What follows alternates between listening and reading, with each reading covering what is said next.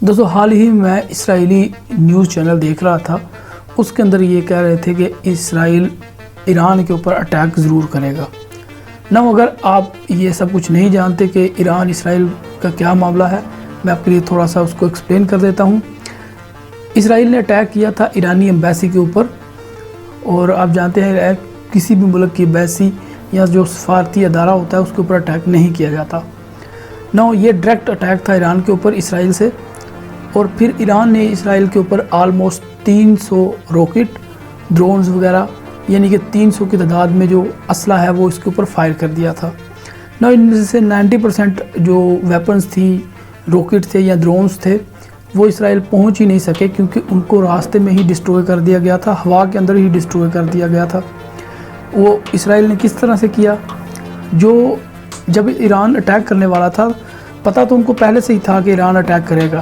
ایک تو ان کو اپنے جو سپائی ہوتے ہیں، جو ان کے ایجنٹ ہوتے ہیں ایران کے اندر، ان سے پتہ تھا۔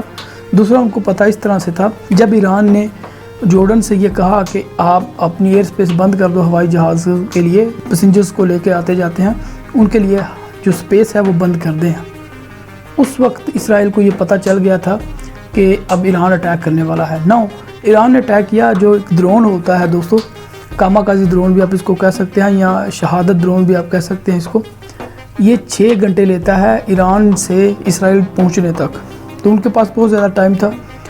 اسرائیل اور اس کے جو الائی کنٹری ہیں، اس کے اندر جارڈن بھی آتا ہے، اس کے اندر آپ کا امریکہ بھی آتا ہے، UK بھی آتا ہے۔ ان کے آئرن ڈرونز تھے یا جو بھی ان کی شپس وغیرہ تھی، ان سے انہوں نے ان کے آلموسٹ 90% جو اٹیک تھے وہ ختم کر دیے تھے۔ صرف 10% ہی اسرائیلی زمین کے اوپر صحیح طریقے سے جو ہے وہ ٹارگٹ کر چکے ہیں۔ اس کے بعد اب اسرائیل جو ہے وہ بھی کہہ رہا ہے کہ ہم اس کا جواب دیں گے، اس کو ایران کے اوپر اٹیک کریں گے۔ ایران کے اوپر اٹیک کرنا دوستو بہت مشکل ہے اسرائیل کے لیے، کیونکہ امریکہ نے اس کو صاف منع کیا ہے کہ آپ نے کے اوپر اٹیک نہیں کرنا، کیونکہ غلطی وہ یہاں پہ تھی اسرائیل کی، کیونکہ اسرائیل نے ہی سب سے پہلے اٹیک کیا تھا ایرانی ایمبیسی کے اوپر ڈائریکٹ۔ اس کے ریٹیلیٹ میں ایرانینز نے اٹیک کیا تھا اسرائیل کے اوپر، تو ابھی بات یہاں پہ ختم ہو جانی چاہیے۔ لیکن اگر اسرائیل اٹیک کرتا ہے تو یہ دنیا کی اکانومی کے لیے بہت زیادہ مشکل ہوگا، کیونکہ جب ایران نے اٹیک کیا ہے اسرائیل کے اوپر، تو یہاں پہ اب جو سٹاک مارکیٹ ہے وہ 20% تک ڈاؤن ہو چکی ہے۔ بٹ کوئن جیسی جو کرپٹو کرنسیز ہیں، جو دوسری کرپٹو کرنسیز ہیں، وہ بھی جو ہے اس سے متاثر ہوئی ہیں، اور وہ بھی بہت زیادہ نیچے آئی ہیں۔ جو آئل ہے اس کی پرائز ہی زیادہ سے انکریز ہو گئی ہے، جو کروڈ آئل ہوتا ہے جس کو ہم کچا تیل کہتے ہیں، اس کی پرائز بھی انکریز ہو چکی ہے۔